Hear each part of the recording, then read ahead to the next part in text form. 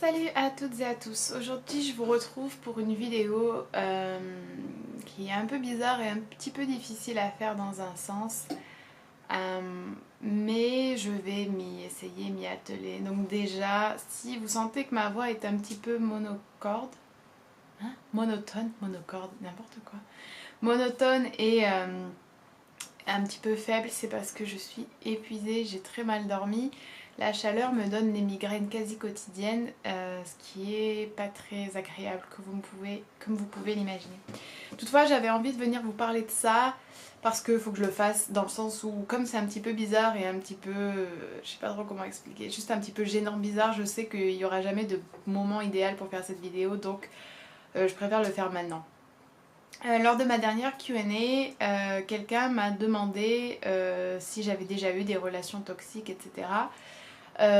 Sur Tumblr et par message privé, on m'envoie souvent des messages me demandant en fait quel est mon positionnement vis-à-vis des relations. Est-ce que c'est quelque chose que je ne cherche absolument pas? Est-ce que c'est quelque chose que même je repousserai?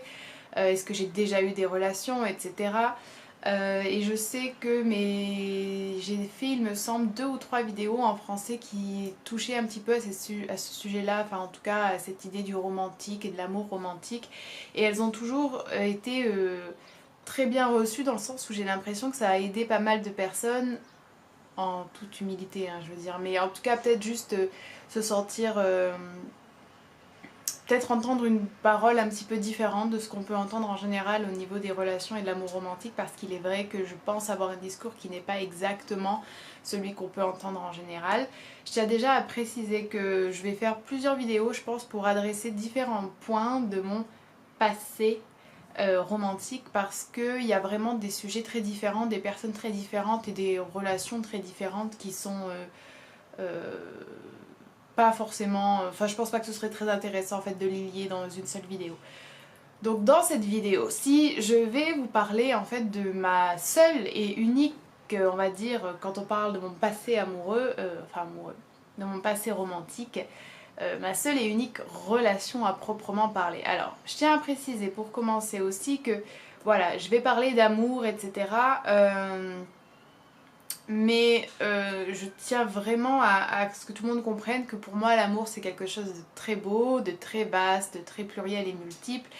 Il y a différentes formes d'amour et au sein de toutes ces formes d'amour il y a l'amour romantique, et même au sein de l'amour romantique il y a diverses façons de le vivre et de le ressentir. Dans la vidéo d'aujourd'hui, je vais vous parler d'une relation qui avait une forme tout à fait traditionnelle, c'est-à-dire que c'était effectivement quelqu'un avec qui on pourrait dire de manière très laide, je trouve, je suis sortie avec cette personne. Donc j'ai beaucoup de mal, peut-être que vous allez vous en rendre compte, à adopter et à utiliser ce genre de vocabulaire comme copain, copine, sortir avec, etc. Je trouve que c'est pas beau et ça correspond pas non plus. Dans moi, mes expériences, en fait, je trouve que c'est des mots qui sont pas à leur place. Pourquoi ? Parce que lorsque j'ai réellement aimé ou apprécié des personnes, en fait, je ne suis pas sortie avec elles. Et quand bien même j'aurais eu une relation, je trouve que le terme de sortir, justement, est trop moche et trop léger pour les sentiments que j'ai pu avoir pour ces personnes. Et la seule personne avec qui je suis vraiment sortie dans mon passé comme ça, justement, eh bien, je n'avais pas en réalité de sentiments amoureux pour cette personne. Et donc, j'ai du mal à utiliser aussi ce terme parce que ça me renvoie à un passé qui n'est plus douloureux à l'heure actuelle, mais qui est quand même en gros quelque chose que si je pouvais revenir en arrière, si je pouvais changer entre guillemets le passé, c'est sûr que c'est quelque chose que je changerais. Et je pense que ce que vous retiendrez peut-être du coup de cette vidéo, c'est quelque chose qui serait plutôt de l'ordre de ne cédez pas à la pression. Cette relation a eu lieu quand j'avais 16 ans et elle a duré pendant 2 ans, de mes 16 à mes 18 ans.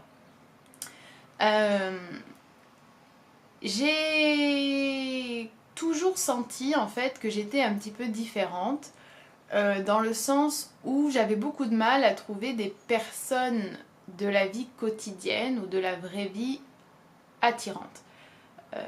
J'avais déjà dès un très jeune âge une forme d'attirance pour des personnes beaucoup plus vieilles, donc qui ne s'est quand même pas réalisée quand j'avais 15, 16, 17, etc.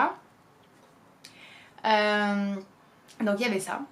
Deuxième chose, je pense que j'étais déjà à l'époque peut-être trop intense, on va dire ça comme ça. Et c'est vrai que j'avais beaucoup de mal à trouver une forme d'intérêt, une forme de beauté dans la réalité.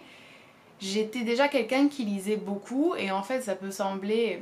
Je pense que Flaubert justement peut-être se dirait mon Dieu. Parce que c'est un petit peu ce qu'il lui dénonce et critique dans Madame Bovary, tout en même temps étant très lucide si on lit ses correspondances, c'est également ce dont il souffrait.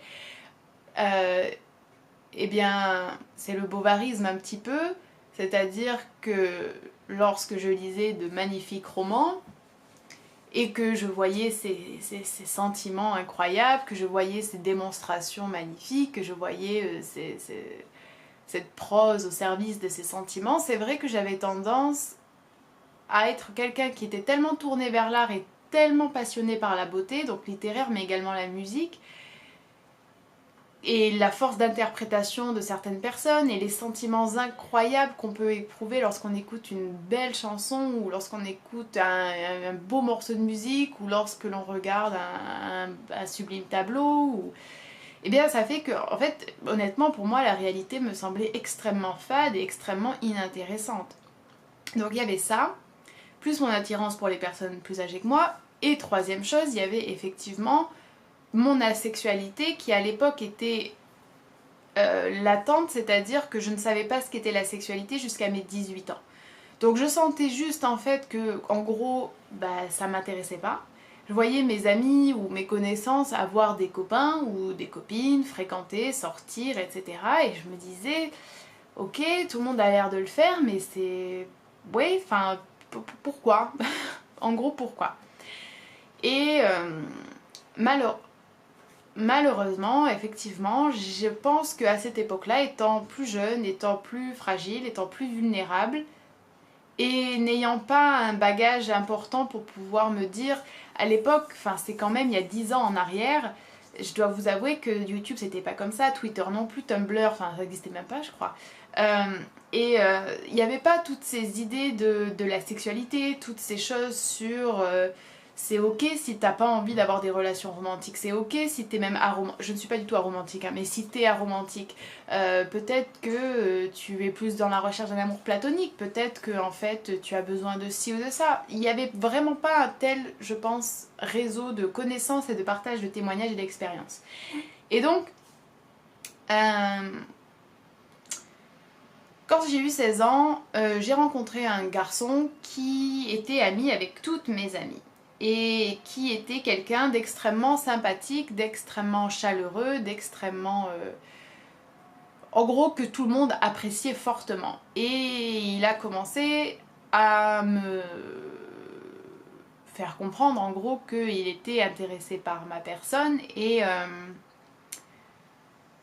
sur le coup je pense en fait ce qui est très intéressant pour vous la faire courte, mais j'ai beaucoup de mal à parler de ça, c'est très étrange en fait, j'ai du mal à choisir les mots qui conviennent. Quand je le ressens moi dans mon intériorité, je sais exactement ce que je ressens, mais il y a pas, j'y arrive pas trop à l'exprimer. Mais en gros il a été très insistant, mais pas d'une manière pas d'une manière négative ou violente, mais il a été, je pense qu'en gros, s'il n'avait pas été insistant, ça ne se serait jamais fait parce que de mon côté, au début, c'était vraiment une sorte d'apathie. J'ai pas dit non en fait, et je pense que c'est un de mes gros regrets dans la vie, c'est que j'ai pas affirmé un non que pourtant je sentais et que je sentais tout simplement parce qu'en fait je n'avais pas envie de dire oui.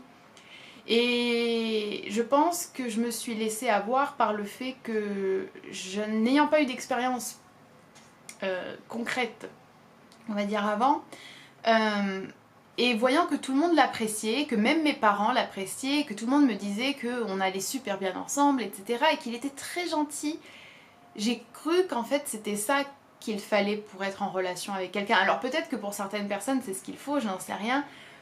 Pour moi concrètement c'est clair que non en fait. Et donc, nous sommes mis en relation. Et il avait mon âge, hein, 1 an de plus que moi. Et en fait, cette relation, dès le début, j'aurais dû voir que c'était pas possible. Parce qu'en fait, j'avais vraiment un comportement qui était extrêmement suspect. Et j'ai eu par la suite également un comportement qui était tout sauf normal et qui relevait presque d'une forme de trauma, alors un trauma léger on s'entend. Et je pense que ce qui est... Alors bien sûr, honnêtement c'est pas du tout mon genre de dire ça en général. Je pense que les relations, les expériences qu'on a dans la vie, bon bah elles nous apportent quelque chose. Et ça c'est clair que cette relation, cette expérience m'a définitivement apporté des choses, dans le sens où j'ai compris ce que je ne voulais absolument pas. J'ai compris beaucoup plus qui j'étais, ce dont j'avais besoin et ce que j'aimais. Et j'ai aussi réalisé en fait à quel point l'être humain est très doué lorsqu'il s'agit de nier et d'être dans une forme de déni. Et que à certains moments de notre vie,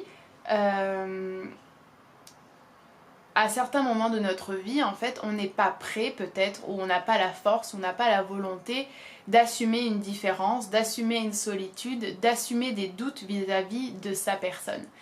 Et on préfère se voiler la face. Et concrètement, c'est ce que j'ai fait durant ces 2 années de relation. Et ça s'est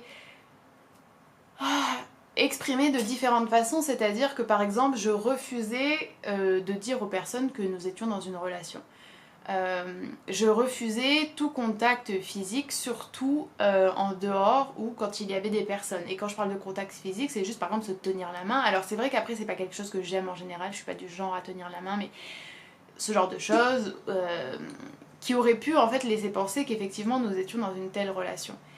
Et j'avais énormément de mal à accepter l'idée que les gens puissent m'imaginer en fait être dans une relation. Et c'était tout simplement parce que je n'en avais pas envie, je n'étais pas prête pour ça, moi toute seule, et aussi parce qu'en fait j'en avais pas envie avec cette personne-là, sauf que je ne m'en rendais pas vraiment compte. Et pourtant j'aurais dû tellement m'en rendre compte, c'était évident, c'est-à-dire que... Et je le dis pas de manière méchante, et si jamais cette personne tombe sur cette vidéo, j'espère qu'elle le prendra pas mal parce que c'est pas mon objectif, mais j'ai déjà imaginé une autre personne à la place de cette personne par exemple.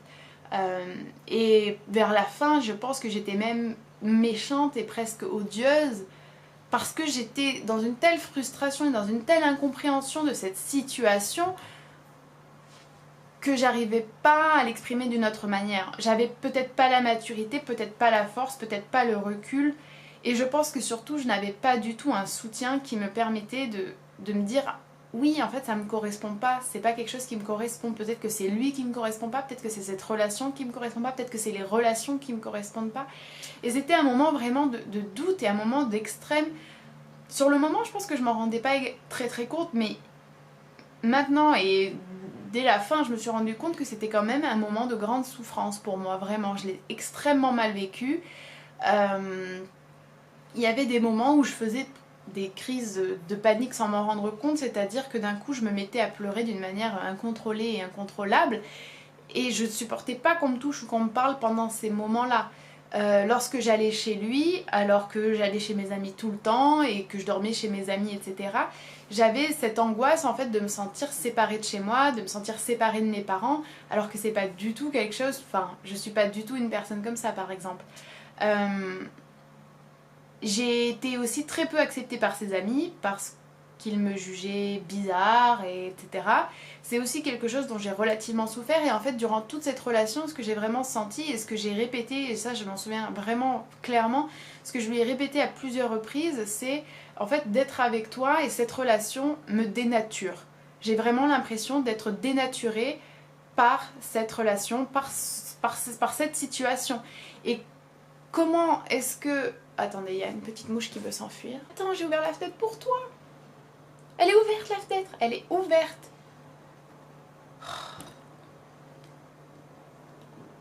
Ah, c'est bon. Et c'est vrai que je m'en suis également beaucoup voulu parce que je suis quelqu'un d'indépendant. Je suis quelqu'un qui a un très très très très fort esprit critique, je pense que vous l'aurez remarqué. Et en général, je n'accepte absolument rien que l'on m'impose ou que l'on me poserait comme normal et allant de soi.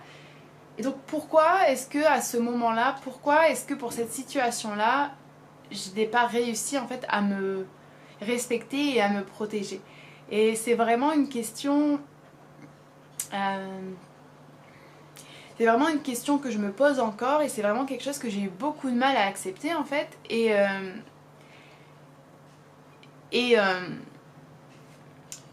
donc quand ça s'est terminé, j'ai eu un soulagement Euh, incroyable. Mais un soulagement, je pourrais pas vous exprimer ce soulagement, mais juste un soulagement.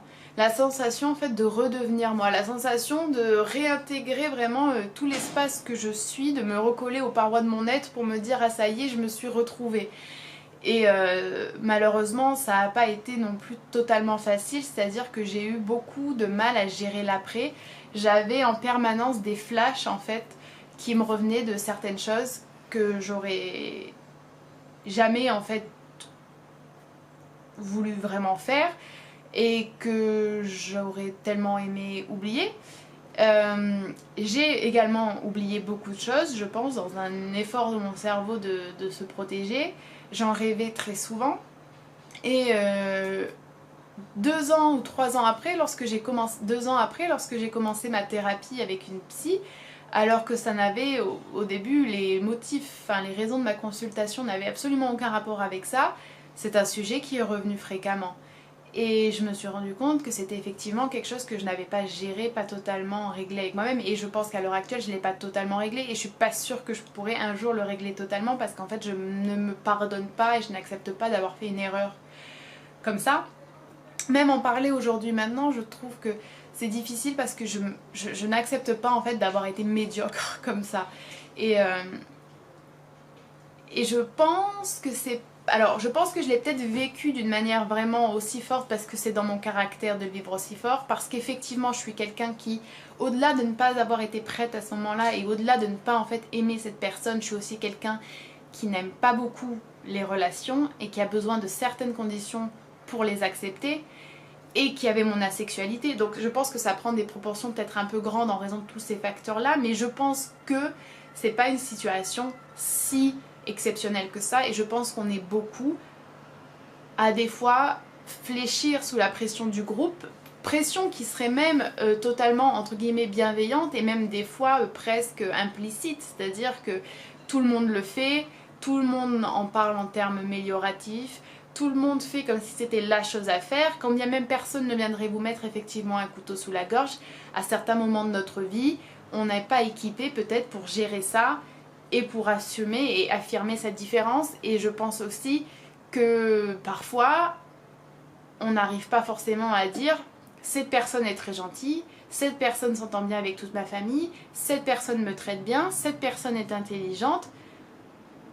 Mais non. Et ça avoir l'impression que ce nom est valable et légitime, et moi je pense que vraiment j'avais l'impression que ce nom n'était pas valable et légitime, d'autant plus que j'avais cette sensation de différence liée à mon asexualité. Et c'est vrai que ça a été aussi une relation où j'ai beaucoup questionné ma sexualité, dans le sens où je me suis dit je dois être lesbienne, c'est pas possible, pourquoi est-ce que... Pour moi c'est non quoi. Et en plus à cette époque-là, effectivement, dans mon lycée, il y avait une fille qui... Comment dire ça? Il y avait une fille qui m'a... Alors, on peut pas dire qu'elle... Oui, qui m'attirait, mais alors là, à prendre dans un sens vraiment très général, qui m'attirait, que je trouvais très très belle, très très magnétique, très très intéressante. Et j'étais... C'était étrange en fait d'avoir autant de choses si claires exposées devant moi, et pourtant de ne pas arriver à les lire. Et ça, je pense que c'est également quelque chose que beaucoup de personnes peuvent ressentir dans leur vie. Et les moments où je me suis peut-être sentie le plus comprise, en fait, c'est lorsque je regarde des vidéos de personnes qui sont lesbiennes et qu'elles expliquent qu'à un moment donné de leur vie, elles ont quand même essayé avec des garçons. Et le sentiment qu'elles... Cette espèce de déni, on le sait mais on le sait pas, et en même temps il y a des trucs tellement gros que on se dit c'est pas possible de pas les voir, et bizarrement on les voit pas à ce moment-là. C'est vraiment ce que j'ai ressenti dans cette... Enfin, après avoir un petit peu pris de recul vis-à-vis de cette relation-là. Donc, je pense que ça a quand même été quelque chose d'extrêmement marquant dans ma vie. Marquant négativement. Après, ça m'a aussi effectivement permis de vraiment comprendre que peut-être qu'il était, certes, pas aisé d'accepter une différence dans le sens où être célibataire pendant longtemps, prendre beaucoup plus de temps que les autres. Effectivement, ne pas faire de la sexualité une part extrêmement importante de mes relations et potentiellement même ne pas pouvoir du tout gérer cette partie-là, ça j'en reparlerai du coup dans une autre vidéo. Peut-être que tout ça c'est pas facile à vivre, c'est peut-être pas aisé, des fois c'est très douloureux, mais en tout cas pour moi tout ça c'est quand même beaucoup plus facile à gérer et à vivre qu'en fait être dans une relation qui ne me convient pas et avec quelqu'un qui ne me convient pas. Ça a peut-être été l'une des pires choses que je me suis infligée ou que je me suis infligée dans ma vie. Cette sensation de se dénaturer et de ne pas être soi, ça a vraiment été extrêmement difficile à vivre, très honnêtement. Donc quand on me demande si j'ai déjà eu des relations toxiques, ça c'est pas vraiment une relation toxique, mais ça a été une relation difficile sur beaucoup de choses et pour beaucoup de raisons. Et je sais qu'à l'heure actuelle, je parle, entre guillemets, souvent de l'amour et de l'amour romantique et des relations en disant qu'il faut vraiment s'accepter, qu'il faut se prendre comme on est, qu'il faut prendre son temps, qu'il faut jamais laisser personne nous dicter notre conduite, qu'il faut s'aimer en premier, penser à soi et qu'on est le plus important de toute manière. Mais je tiens aussi à être honnête dans le fait que c'est effectivement ce en quoi je crois maintenant, c'est effectivement ce que j'applique maintenant et depuis plusieurs années et voilà. Mais j'ai aussi eu un moment de ma vie où j'étais totalement incapable de formuler, de comprendre et d'appliquer un tel raisonnement. Et on peut quand même changer en fait, il y a une marge de progression incroyable. Et je voudrais aussi juste dire en fait que parfois, enfin très souvent on entend en gros c'était très douloureux, c'était très difficile, c'était ceci, c'était cela, mais ça m'a vraiment apporté des choses et en fait je changerai rien. Et parfois j'ai l'impression d'être un peu en échec quand je vois que moi j'arrive pas du tout à avoir ce regard positif sur cette expérience-là de ma vie.